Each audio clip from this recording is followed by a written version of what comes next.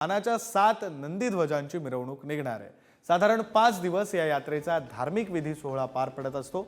आज नंदीध्वज मिरवणुकीनंतर 68 लिंगांना तैलाभिषेक घालून प्रदक्षिणा घातली जाते। शुभ्र धवल बाराबंदीत मोठ्या संख्येने या यात्रेत भक्त सहभागी होतात।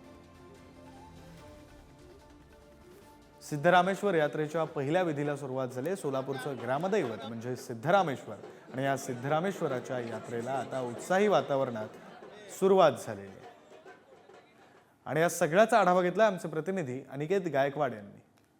आज हिरे अब्बू यांच्या वाड्यामध्ये नंदीध्वजाची पूजा करून तैलाभिषेक जो आहे तो घालण्यात येतो। आज खऱ्या अर्थानं सिद्धेश्वर यात्रेला जो आहे तो प्रारंभ झाल्याचं चित्र आपल्याला दिसतंय। एका मागोमाग 7 काट्या ज्या आहेत त्या संपूर्ण सोलापूर शहरामध्ये प्रदक्षिणा ज्या आहेत त्या घालत असतात।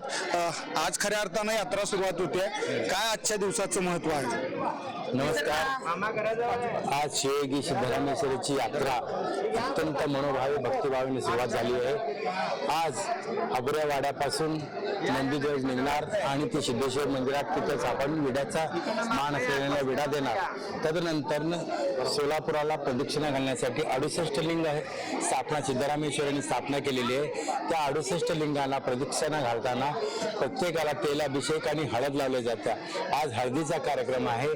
तदनंतर उद्या अक्षता आहे आणि 14 तारखेला होम आहे। होम दिवशी एकच आपले नंदीध्वज धारक श्री सोमनाथ मेंगाणे हे सकाळपासून उपवास करतात आणि एकटे नंदीध्वज नागफणी नंदीध्वज पेलून होम मैदानापर्यंत येतात आणि त्यानंतर तिथे होम विधी होते आणि 5 प्रदक्षिणा होऊन तिथे मकर संक्रांतीचा तिळगुळचा वाटप कार्यक्रम होतो आणि शेवटच्या दिवशी फायरवर्क्स आणि